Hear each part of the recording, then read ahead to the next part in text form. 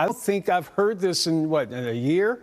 30s? You haven't heard it since March 10th, Okay. Steve. That's the last time we were as low as 37 degrees. We're going to drop below that across most of North Texas as we get into tomorrow morning. That's why we do have that first alert weather day for the morning time frame. A freeze warning in effect for the next several hours. In fact, for the next about 10 and a half hours. We're talking temperatures in some of our lowest lying spots as low as the middle 20s. That's following today, which was a whole lot colder. Pretty sunset 5:30 this afternoon. Today we officially rang in at 61 degrees, but we had that steady breeze. It was that constant cold air advection all day today. This morning was a lot colder than the last several mornings, but we were right close to normal in the lower 50s.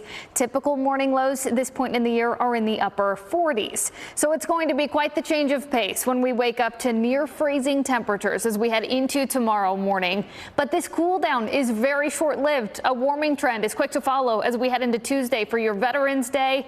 Then we're tracking a bit of a pattern change, looking at some rain as we head into next weekend. I'll walk you through those details, but first, let's walk you through how things look as you wake up tomorrow morning.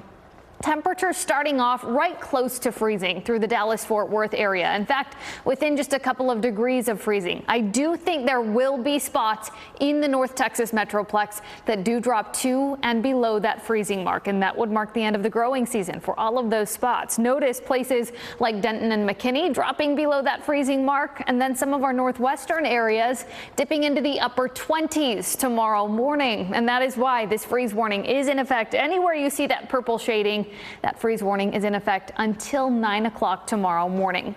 Now we're close to on target. We typically see that first freeze at DFW sometime around November 22nd.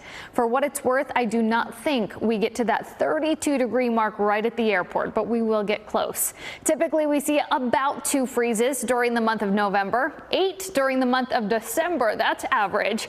We get into January and we see a lot more freezes by then. We see 10 to 11 freezes during the month of January. Now we get beyond tomorrow with highs in the middle 50s during the afternoon, still a very cool day, and then we quickly warm up by Tuesday. In fact, Tuesday morning we start off in the lower 40s, so we're already well above where we'll start off tomorrow.